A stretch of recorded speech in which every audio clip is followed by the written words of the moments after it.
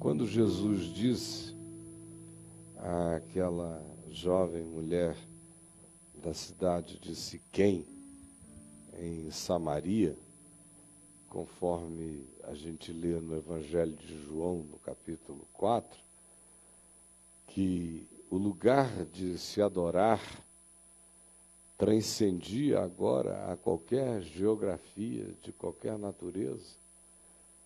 Ele estava dizendo algo que para o homem antigo, muito mais seriamente do que para a maioria de nós, tinha uma força esmagadora, embora para muitos de nós que ficamos viciados em religião e em doutrinação religiosa, o que ele tenha dito há 2000 anos atrás continue sem ser ainda a tranquilidade e a garantia dos nossos corações e mentes no que diz respeito a andar com Deus, crer em Deus e viver a Deus. Ele disse, perguntado pela mulher: Senhor, os nossos pais dizem que o lugar aonde a gente deve adorar é aqui nesta montanha, no Monte Gerizim, bem na frente de Siquém, que era um monte designado por Moisés no Velho Testamento para ser o lugar das bênçãos. Ali na Samaria havia dois montes, um monte de bênçãos e um monte de maldições. O monte das bênçãos era o Monte Gerizim, ao qual ela fazia referência. E o monte das maldições era o Monte Ebal. Ambos eram geografias que representavam ou bênção para quem era obediente ou maldição para quem era desobediente. E como os samaritanos, que originalmente eram todos judeus e são filhos de Abraão, mas tinham no exílio que viveram, até anteriormente ao exílio dos de Jerusalém, na Judéia, se misturado com outros grupos e outros povos, os judeus, assim chamados, da tribo de Judá e que tinham sua capital em Jerusalém, ficaram fazendo discriminação e desenvolveram veemente preconceito em relação aos samaritanos. E os samaritanos introjetaram esse complexo de inferioridade, não eram aceitos no templo em Jerusalém para adorar, por isso desenvolveram o seu lugar sagrado alternativo. Até que alguém teve uma ideia, disse, olha, já que o Monte Gerizim está aqui, bem na nossa cara, aqui é o lugar em que se deve adorar. Aí, durante o primeiro século, desde que se disse isso, começaram a adorar lá, depois, segundo, terceiro, quarto, já 5 séculos tinham passado. E eles estavam adorando naquele lugar, porque em Jerusalém não lhes era nem permitido subir, porque eles eram pessoas contaminantes, radioativas, para os santarões santarados de Jerusalém. De modo que essa mulher faz uma pergunta de 500 anos. Para ela, era a pergunta das perguntas. Olha, o senhor é judeu, não é? Porque ela identificava Jesus não como um samaritano.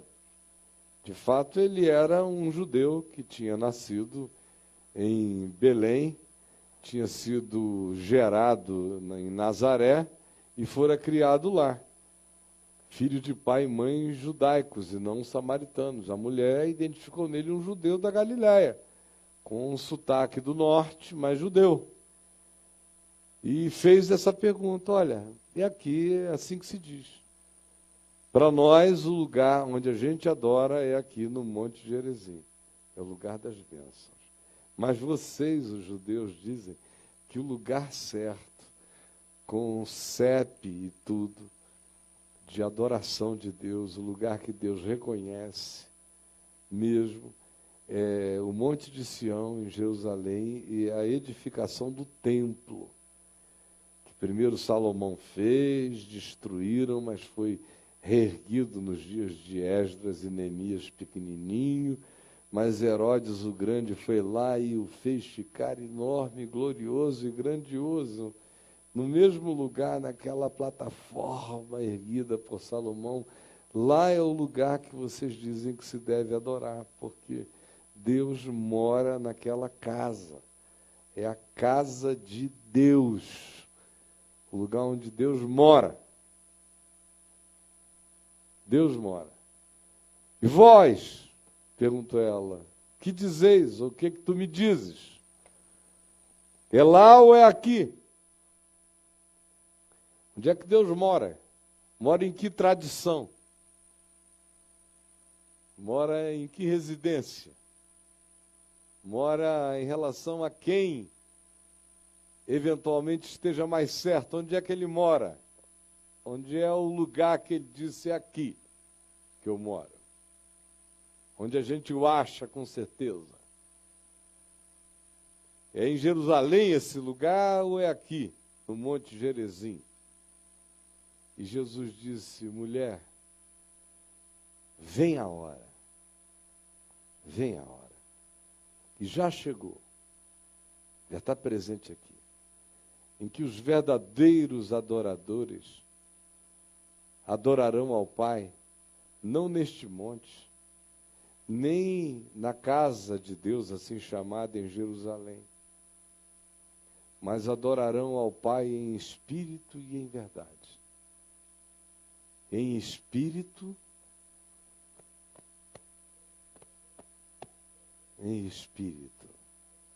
em consciência, não numa geografia, nem num ambiente definido por qualquer manifestação terrena ou contingenciada. Ao contrário, é em vocês. É em espírito e é em verdade, é com toda a sinceridade, toda a transparência de ser, porque são esses os que Deus procura, esses os que o Pai, ele diz, esses são os que o Pai procura para seus adoradores. Aí a gente lê aqui, Paulo, algumas décadas depois disso, provavelmente umas 2 décadas e meia, após Jesus dizer isso, ter uma ousadia descomunal, chocante, que só não é tão chocante para nós, porque nós somos uns brasileiros distantes, historicamente, de muito do que a gente lê e não consegue nem avaliar o significado daquilo para quem primeiro ouviu aquilo, para quem originalmente ouviu aquelas coisas. E olhe só, está em 2 Coríntios, se você puder ler comigo, leia aí, 2 Coríntios no capítulo 3, obrigado. 2 Coríntios, capítulo 3. Vamos ler. A gente pode começar, inclusive, em 2 Coríntios, no capítulo 2, no verso 14, que diz, graças, porém, a Deus, apesar das nossas inseguranças, ele diz, no verso 13, da falta de tranquilidade, muitas vezes até no espírito, graças a Deus que a ação de Deus não está circunscrita à nossa relatividade, porque Ele sempre nos conduz em triunfo, e por meio de nós manifesta em todo lugar onde a gente seja, onde a gente esteja, onde a gente vá, em todo lugar. Olha a diferença é neste monte ou é em Jerusalém? Jesus disse, em todo lugar. E Paulo repete, em todo lugar, ele manifesta a fragrância do seu conhecimento naqueles que o discerniram em espírito e em verdade. Porque nós somos para com Deus o bom perfume de Cristo, tanto nos que são salvos como nos que se perdem. Para com estes, os que se perdem, os que fecham o coração deliberadamente contra o Evangelho, depois a gente vai ver quem são esses que deliberadamente fazem isso. São religiosos, moralistas, fechados, pedrados.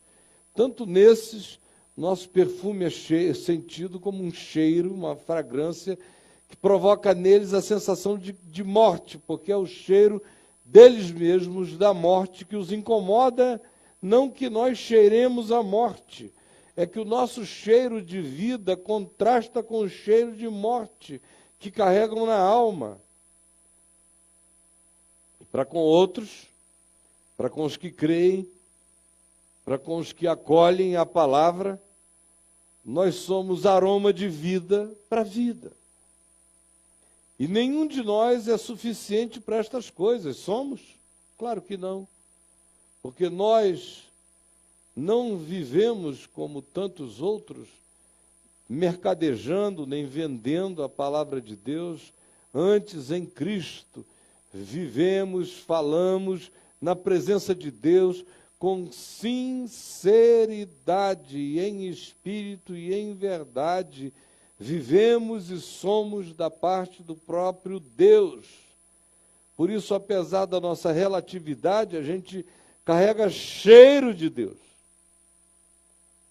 Aí ele dialoga com os de Corinto, que estavam lendo a carta, já antecipa-se a perguntas que lá poderiam surgir, e diz: vocês já estão falando que, porventura, eu estou fazendo super recomendações a meu próprio respeito.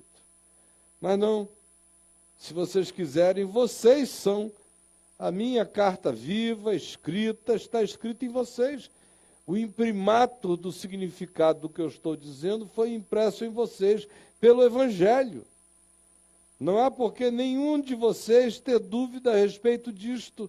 E as marcas dessa consciência que vocês carregam aqui entre nós não foram feitas com tinta, mas pelo Espírito do Deus vivente.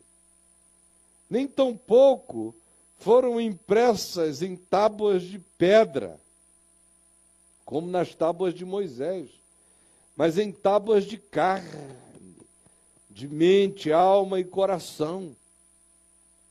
E é por intermédio de Cristo que nós, que somos dele, temos tal confiança em Deus, que ele escreveu e inscreveu a palavra dele em nós.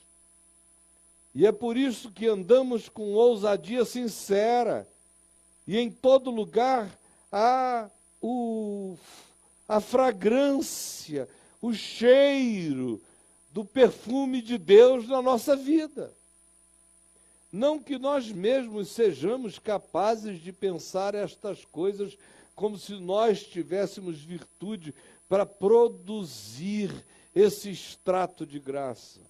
Como se isso nascesse em nós, partisse de nós, fosse produção nossa. Não é. Pelo contrário, a nossa suficiência, a nossa convicção e certeza vem de Deus, o qual, pela graça, nos habilitou para sermos servos de uma nova aliança, de uma nova relação, não feita com base em letra, como a letra das tábuas da lei de Moisés, mas com base no que foi inscrito em espírito e em verdade em nós. Porque a letra, as obediências externas, as preocupações comportamentalistas matam. Mas é o espírito cheio de fé e quebrantado que é vivificado.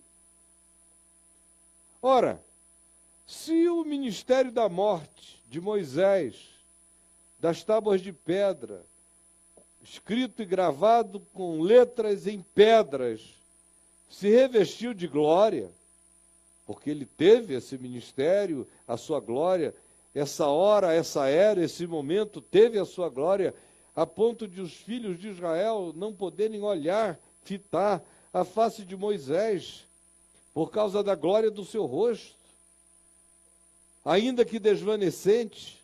Mas se aquele ministério, que é um ministério de morte, que diz, quem não obedece, morre. Quem não obedece, morre. Quem não obedece, morre. E quem obedece tudo, mas é transgressor de um mandamento, ainda assim mesmo é réu de todos. Portanto, por aquele ministério de Moisés, ninguém escapa. Se aquilo que fala de morte carregou a sua glória, como não será de muito maior glória o que nós temos hoje? Esse ministério, esse trabalho, essa ação, essa era, essa glória do Espírito Santo habitando em nós? Porque se o ministério de Moisés, das tábuas de pedra, do medo, do pânico, do clangor de trombeta, do apavoramento radical, aonde todos disseram, não fale Deus conosco, porque nós não suportamos.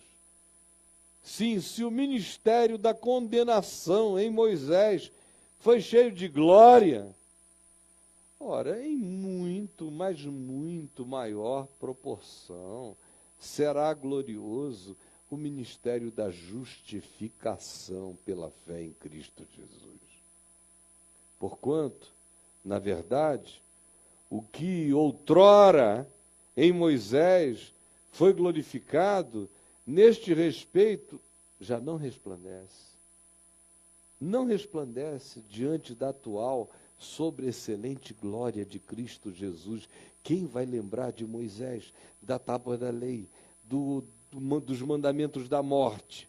Embora haja pessoas entre nós trocando o ministério da glória do Espírito Santo pelo ministério da condenação da lei em Moisés.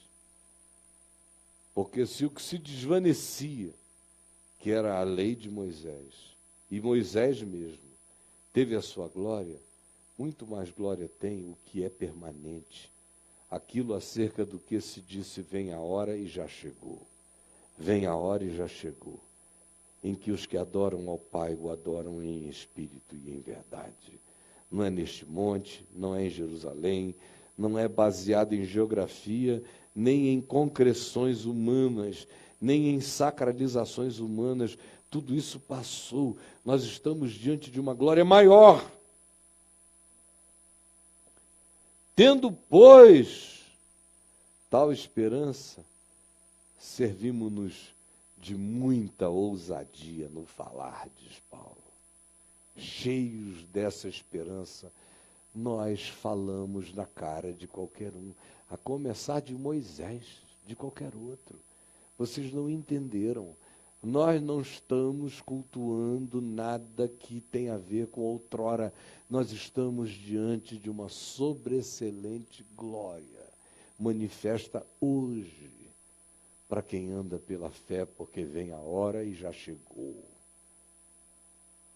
Essa é a nossa certeza. E é por isto que eu tenho as ousadias que eu tenho no falar. Paulo diz, e eu repito, eu tenho as mesmas ousadias baseadas na mesma realidade. E não somos, olha o atrevimento de Paulo do ponto de vista dos religiosos judaicos, ou como muitos religiosos entre nós, e não somos como Moisés, que punha véu sobre a cara, para esconder a carinha dele, para que os filhos de Israel não vissem que ele estava em estado de desvanecência. Aquele não era um véu para salvar o olhar do povo em relação ao brilho de Moisés, acabou se tornando um véu que ficou na cara dele para encobrir o fato de que dia a dia aquele brilho passava, Moisés morria. Não havia nada perene na glória de Moisés. Ela era desvanecente, como a glória de qualquer que seja a produção humana, é passageira e é desvanecente. Mas os sentidos deles, dos que creem em religião, em lei, em regra, em tábuas da lei, em observâncias, e que vivem com medos enormes de castigos e obedecem por causa de sentenças e condenações, por causa do ministério da morte, do medo da morte, do medo da punição. Os que são assim, esses que assim veem, que assim sentem, que assim interpretam, ficam com os seus sentidos embotados. Paulo diz, o véu de Moisés se lhes transfere para os sentidos espirituais e eles se embotam e não enxergam, eles se entopem, eles não percebem. Pois até o dia de hoje, quando eles fazem a leitura do Velho Testamento, eles leem o Velho Testamento sem ser em Cristo, não têm Jesus como chave hermenêutica e acham que aquilo tudo está em validade. Portanto, o mesmo véu permanece nos seus rostos, nos seus sentidos embotados, não lhes sendo revelado que em Cristo Jesus tudo isto foi removido.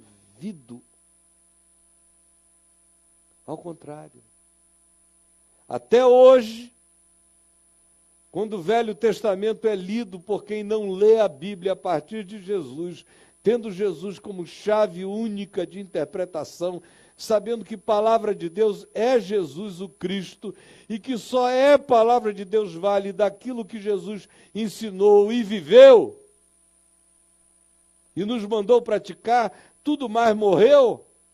Até hoje, quem não vê assim, quem não entende assim, quando lê o Velho Testamento, saiba, o mesmo véu está posto sobre os seus corações. Por isso, a palavra do Evangelho lhes soa como um escândalo. Até hoje. Quando, porém, algum deles se converte de fato ao Senhor, a Jesus, ao Evangelho, à palavra, à cruz, ao fato de que está consumado, o véu lhes é retirado. E eles veem, e os sentidos se desentopem.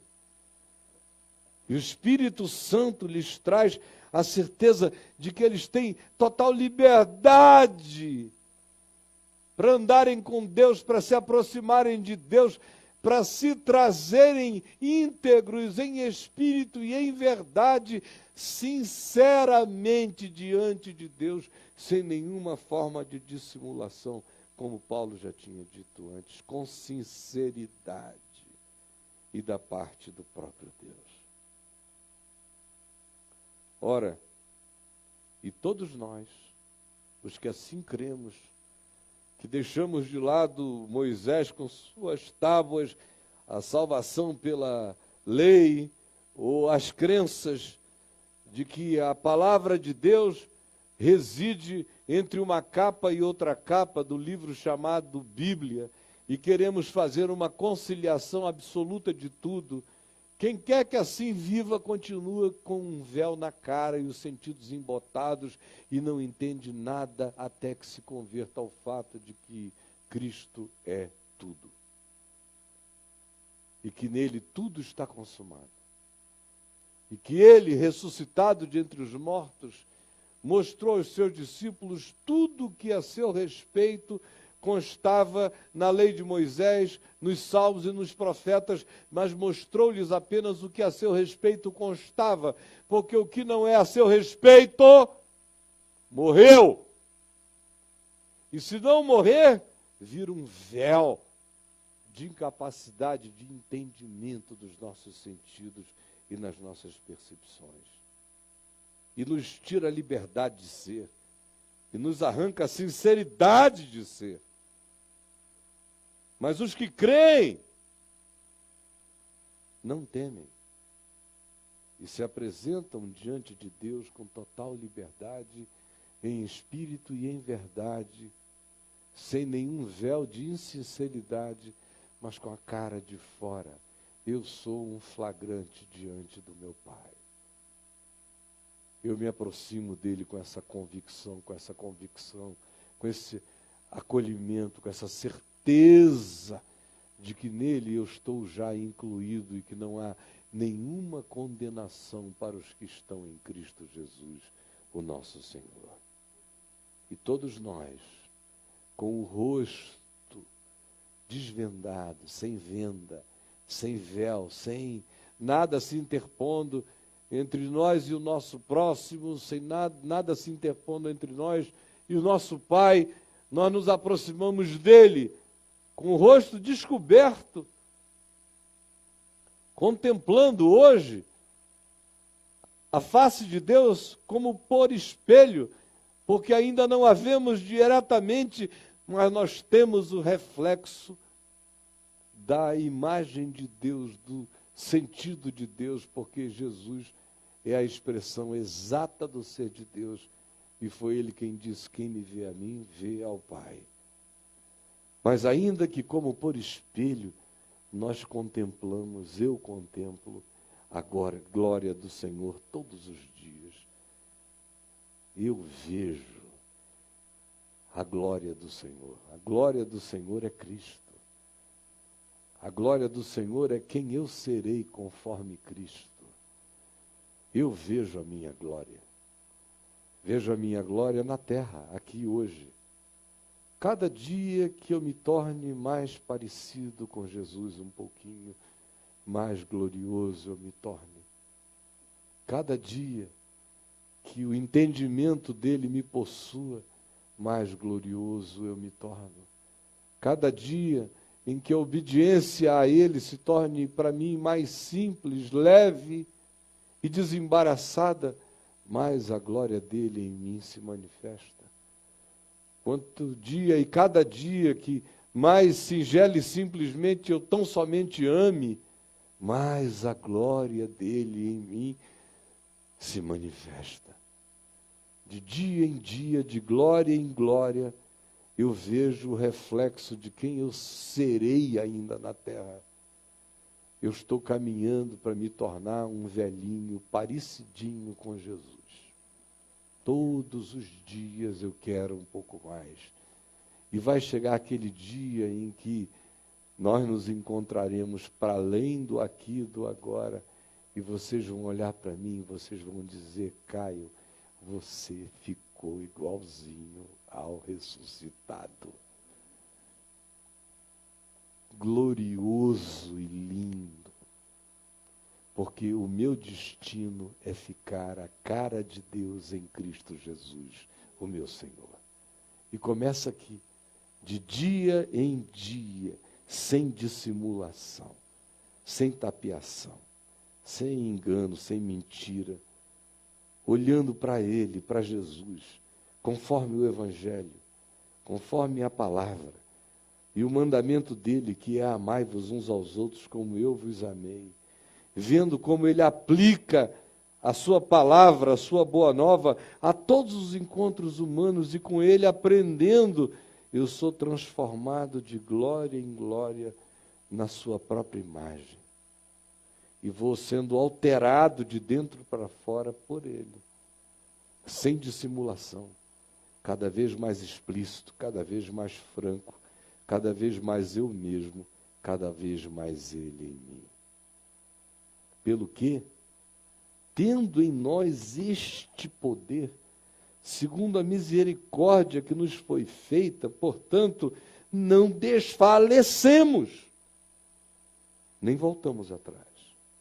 Pelo contrário, rejeitamos as coisas que por vergonhosas se ocultam.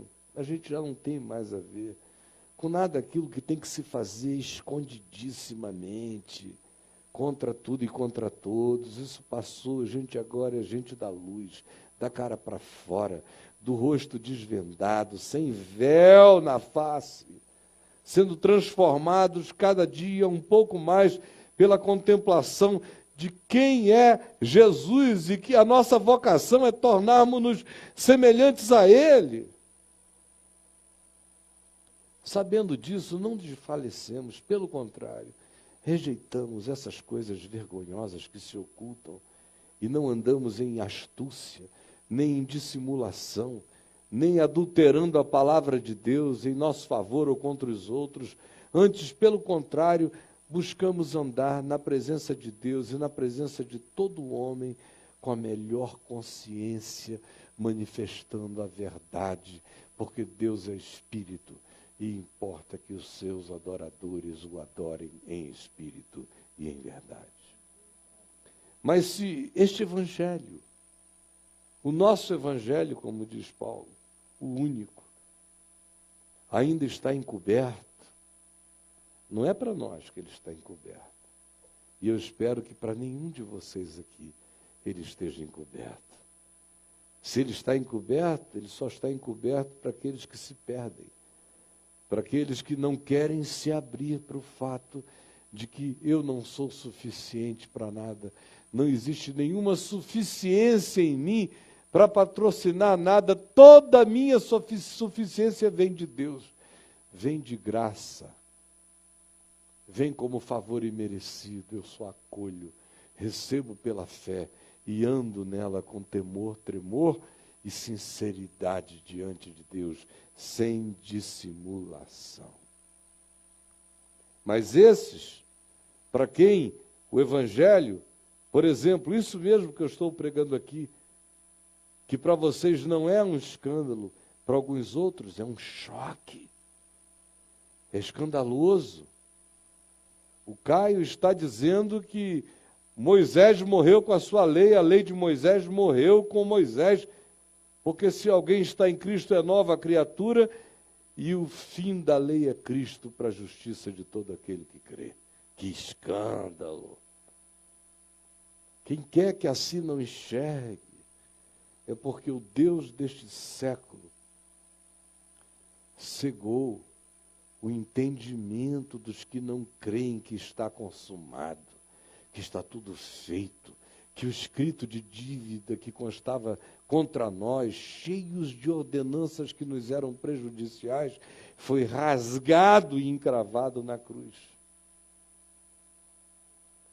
Mas quando a gente não crê assim, o príncipe, o Deus deste século, o diabo, cega o nosso entendimento para impedir que resplandeça na nossa consciência a luz do Evangelho da glória de Cristo, o qual é a perfeita imagem de Deus e é o desafio para que eu ande e me torne naquele sentido.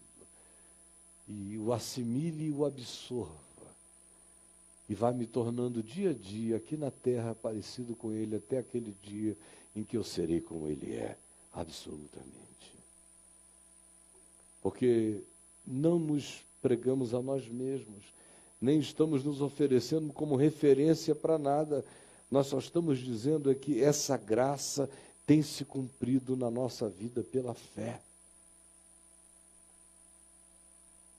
Esta graça tem se cumprido na nossa vida pela fé.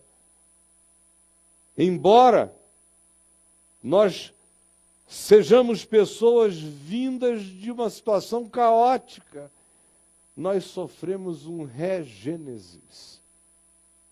Estávamos sem forma e vazios, mas a palavra do Espírito, a palavra do Evangelho nos atingiu. Porque Deus que disse, de trevas resplandecerá a luz, ou haja luz, lá no início, foi Ele mesmo hoje, e agora e aqui, que resplandeceu em nossos corações, para a iluminação desse conhecimento de Deus.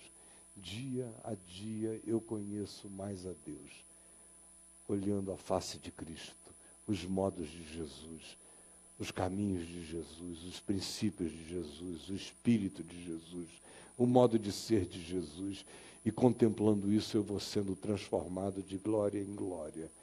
e vou ficando a cara de um filho de Deus. E é aí que eu queria chegar. Isso é só a leitura. Só a introdução para vocês entenderem agora o que eu quero dizer. Prestem atenção. Temos, porém, senão ninguém entender nada. Tem um contexto. Temos, porém, este tesouro, Paulo diz, ó, que tesouro. Ou não é um tesouro viver assim, ser assim, ter essa convicção, carregar esse entendimento? É maravilhoso, eu não troco isso por nada. O que vale mais do que isso? O que importa mais do que ser assim? Ter essa consciência. Viver com esse alvo sublime no coração, no ser. Ter essa ousadia. Meter a cara para dentro da cara de Deus.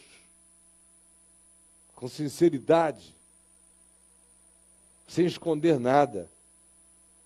E à medida em que eu olho livremente, sabendo que eu já estou acolhido e incluído, eu vou sendo transformado.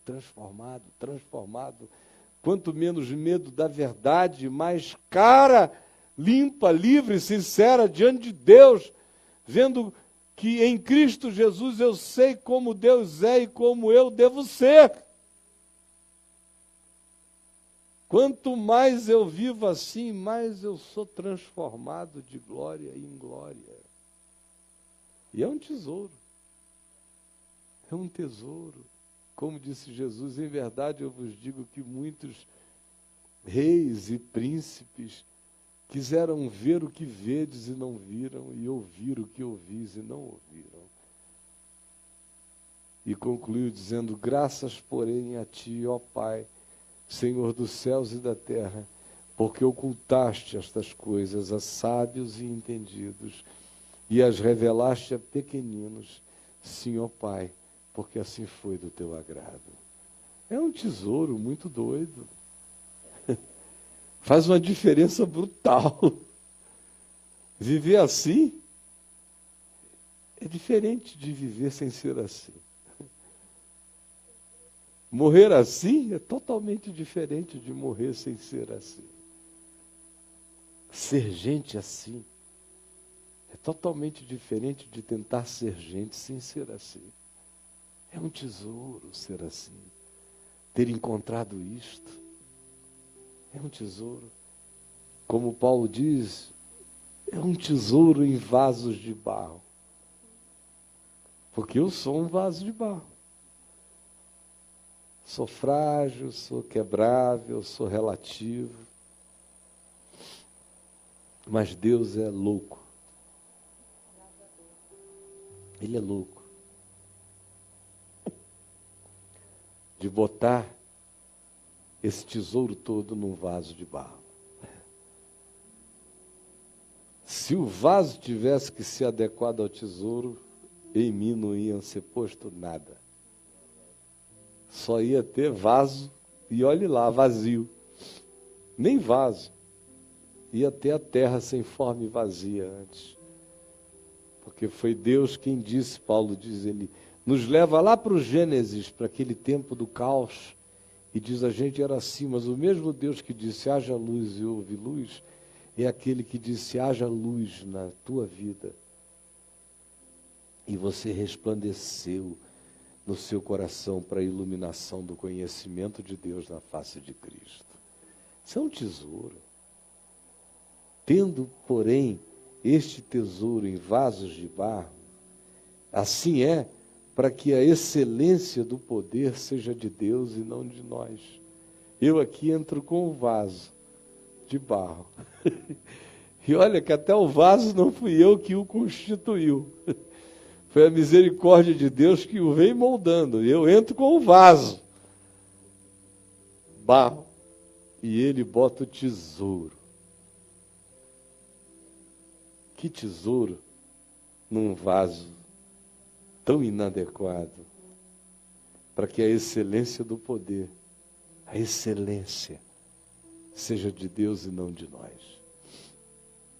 É de Deus. É lindo. Lindo é Deus em mim, lindo é Deus em ti.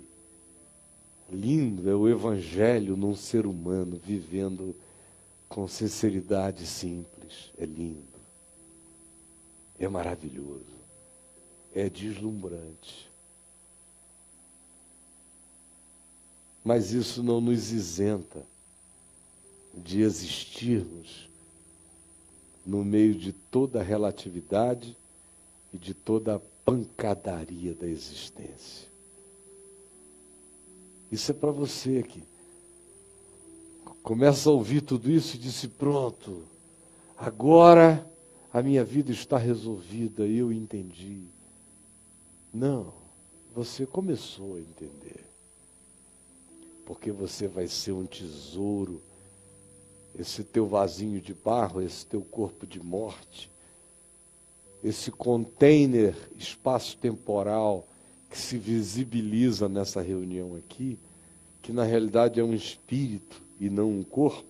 O corpo pertence a esse espírito que és tu, mas tu não és o corpo só pertence a ti, mas tu não és o corpo que a ti pertence, tu és mais do que ele.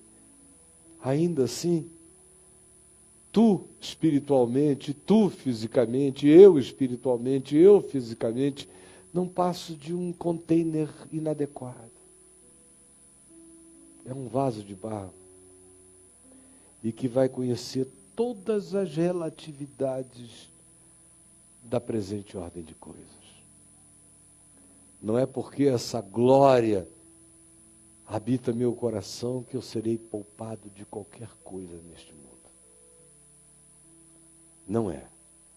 E Paulo diz, temos, porém, este tesouro em vasos de barro, para que a excelência do poder seja de Deus e não de nós. Em tudo somos atribulados. Em tudo. Tribulação de todo tipo. Porém não angustiados. Isso é maravilhoso. Porque atribulado eu sou. Mas quando eu sei que eu sou habitado por esse tesouro, e que eu estou sendo transformado dia a dia, olhando para a cara de Deus em Cristo, e que o sentido do meu ser está posto, ainda que atribulado, eu não sou angustiado, não sofrerei de angústias essenciais. Perplexo, muitas vezes estarei, mas não desanimado. Às vezes chocado, mas não desistirei. Perseguido, muitas vezes. Perseguição maior, menor, dentro de casa, fora de casa, em qualquer lugar, perseguido. Compreendido, não compreendido. Faz parte, porém nunca desamparado. Ainda que meu pai e minha mãe me desamparem, o Senhor me acolherá. Nunca desamparado. Abatido, muitas vezes, porém não destruído. Quantas vezes eu já estive abatido, mas olha eu aqui, eu não fui destruído, e nem serei, e caminharei, e nada me destruirá, em nome de Jesus. Levando sempre no corpo o morrer de Jesus, as fraquezas de Jesus, para que também a sua vida se manifeste no meu corpo, na minha existência. Entre o berço e a sepultura eu seja uma manifestação do poder de Jesus, vivo em mim, apesar de todas as relatividades. Porque nós que vivemos, somos sempre entregues a alguma forma de morte, de relatividade, de tribulação, de perplexidade, de perseguição, de abatimento. Porém, não angustiados, não desanimados, não destruídos, não desamparados, levando sempre no corpo o morrer de Jesus, para que também a sua vida se manifeste na nossa experiência mortal. De modo que para nós é assim que a experiência desse morrer cotidiano vai operando em nós vida, vida, vida, vida, todo dia. E eu creio em tudo que eu estou dizendo a vocês. Por isso é que eu estou pregando aqui na frente, dando esse testemunho, juntamente com Paulo, dizendo: é assim que a vida no Evangelho acontece. E há um poder de Deus, o mesmo poder que ressuscitou a Jesus, também nos levantará, nos apresentará, e é o mesmo poder que nos mantém hoje, no meio de tudo e de todas as coisas, em estado de caminharmos em triunfo, sempre manifestando em todo lugar o bom perfume de Cristo Jesus. Sabendo nós isso, que todas as coisas existem por amor de nós, para que a graça, multiplicando-se, torne abundantes em nós o espírito de gratidão, e por meio de nós afete a muitos e produza muita gratidão aonde quer que a gente esteja, aonde quer que a gente passe. Por isto, nós não desanimamos. Porque eu sei disso tudo, eu não desanimo. Porque eu sei disso tudo, eu não desanimo. Você pode repetir isso comigo? Porque eu sei disto tudo, eu não desanimo. Repita mais uma vez. Porque eu sei disto tudo, eu não desanimo. Por isso não desanimamos. Pelo contrário, mesmo que o nosso homem exterior, este homem que vocês veem aqui, olhem para mim, ó, esse homenzinho aqui, se corrompa, adoeça, enfraqueça, se debilite, se corrompa, contudo, o nosso homem interior, esse homem espiritual, esse que adora a Deus em espírito e em verdade, se renova de dia em dia, se renova de dia em dia. Repita isso comigo: por isso não desanimamos. Repita. Pelo contrário, mesmo que o nosso homem exterior se corrompa,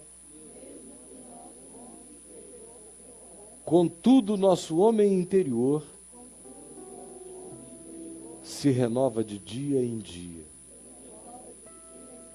Porque a nossa leve e momentânea tribulação produz para nós eterno peso de glória acima de toda comparação.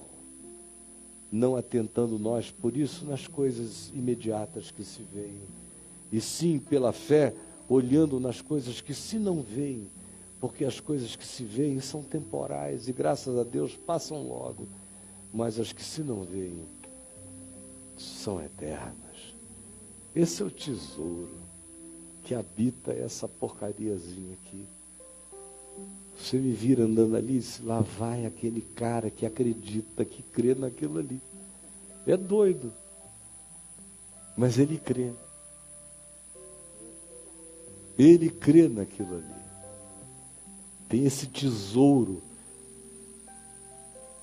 habitando esse ser que carrega isso tudo num vaso de barro.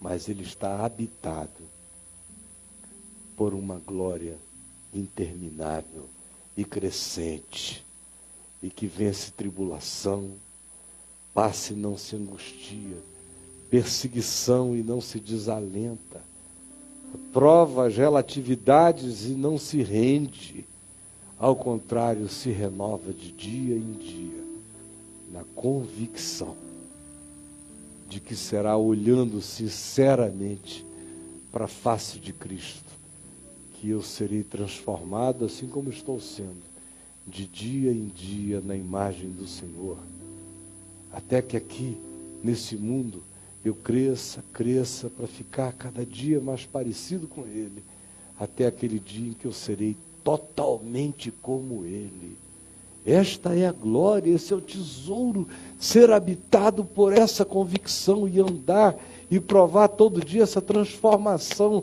embora esse poder habite a relatividade desse serzinho de barro. Mas a excelência do poder de Deus vai se completando todo dia na minha vida e quer se completar na sua. Essa é a nossa riqueza. Qual é a riqueza que você pensa que é sua? É essa. Abrace-a e viva com intensidade. E ande, saia para a rua, para as suas atividades todas, para encarar tudo que vier sabendo, eu sou um vasinho de barro habitado por um tesouro de glória. Por isso não desanimamos, nunca, em tempo algum, mas vamos sendo transformados de glória em glória. Vamos melhorando e ficando dia a dia mais a cara de Jesus na face do coração. Vamos ficar em pé e vamos orar.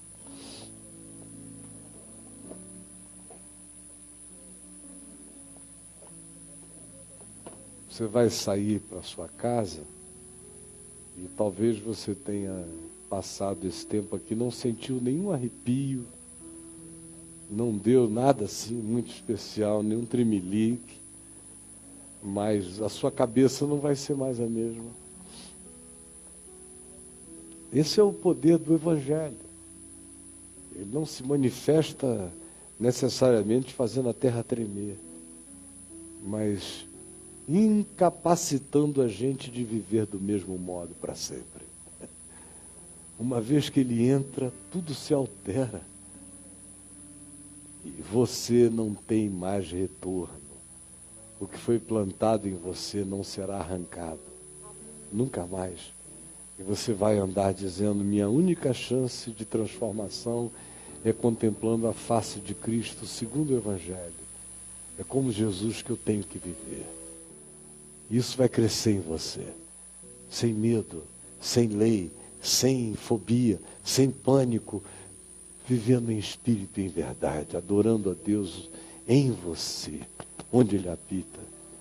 Carregando esse tesouro de fé, de glória, de graça. E atravessando os perrengues, as lutas, as relatividades, sem que nenhuma angústia te acachape, nenhum desânimo te pare, nenhuma perplexidade gere estupefação adoecedora. Ao contrário, você passa, você vence, você prossegue, você é fraco, mas você é imbatível em Cristo Jesus. Se esse tesouro de glória crescer na sua consciência, se você, porque crê, confesse, porque creia, viva. E aí tudo mais vai ficando menor. As angústias do tempo presente, as lutas não são para comparar com o eterno peso de glória por vir a ser revelado em você e pela certeza de que você já é a habitação de toda essa maravilha no Espírito Santo. É isso que me põe em pé todo dia, é isto, e é isto. E será isto que me botará em pé e mais do que vencedor todos os dias da minha existência, enfrentando a realidade com um poder maior do que ela, que é a glória desse tesouro transformante que me habita em Cristo Jesus. Oh Pai, nós estamos aqui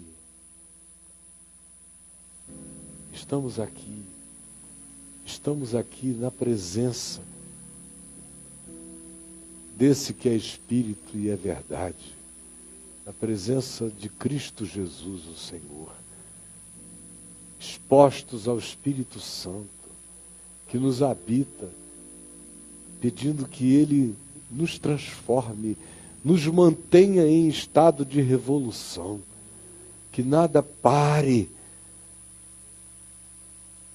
e que nenhuma fobia, nenhum medo, nenhuma mentira, nenhuma hipocrisia, nenhuma insinceridade nos faça não botarmos a cara diante da luz. Ao contrário, nós chegamos sem nenhum véu no rosto e botamos quem nós somos na tua presença.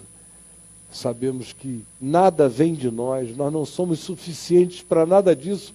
Essa suficiência vem de Deus, é tua graça, é teu acolhimento, é nesse teu amor que existe essa nossa certeza de total pertencimento, que nos faz chegarmos sem pânico, sem medo, para sermos transformados de glória em glória, como estamos sendo hoje, aqui, agora e no mundo inteiro, meramente pela palavra, pela fé, que vai fazendo apocalipses, vai tirando véus, vai desanuviando, vai esclarecendo, vai clarificando, vai botando espigões para dentro de nós.